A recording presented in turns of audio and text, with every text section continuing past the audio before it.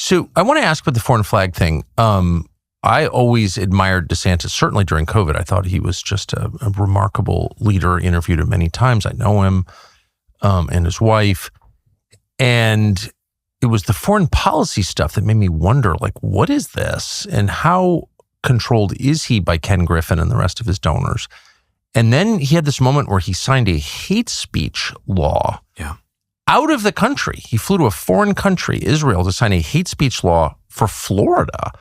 And I thought, well, this is obviously unconstitutional. It's immoral, but it's also part of an elaborate humiliation ritual where you have to go not just like enslave your own people with a hate speech law, which that is, it's slavery, but you have to go kiss someone else's wall to show your obedience. And I was like, I'm out. Like, how did that happen? Well, it started like most things, terrible things start here in Florida with Randy Fine. Randy Fine? Quite literally. The genocide guy? Yeah, the genocide guy, the starve away Gaza kids guy.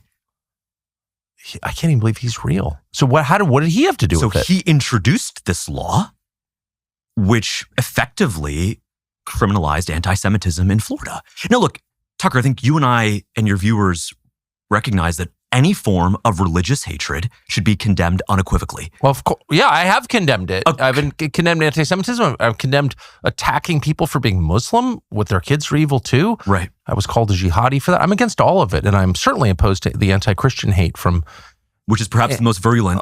That's for sure. So no, I'm a Christian. I'm opposed to that, but you can't criminalize attitudes. Every person's free to have his own attitudes, ugly as they may be. Period. Correct. And the issue is, if you look at the statutory definition of anti-Semitism here in Florida, which is 10105 in our state statute, it actually says that criticizing the Jewish state, that would be Israel, holding them to a double standard, denying them their place on the world stage, that's literally in state statute 10105. It's against the law to criticize Israel.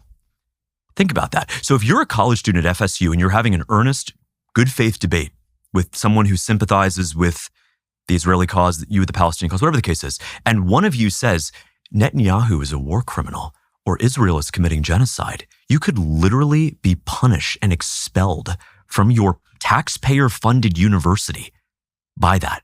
And that is messed up. It is unconstitutional. It's totally un-American. Crazy. It's totally un-American. And of course, the Republicans and Democrats in Tallahassee got along with it because their donors wanted them to get along with it. And so Randy Fine is the one who introduced that? He introduced it. And it was his idea to have it signed in Israel.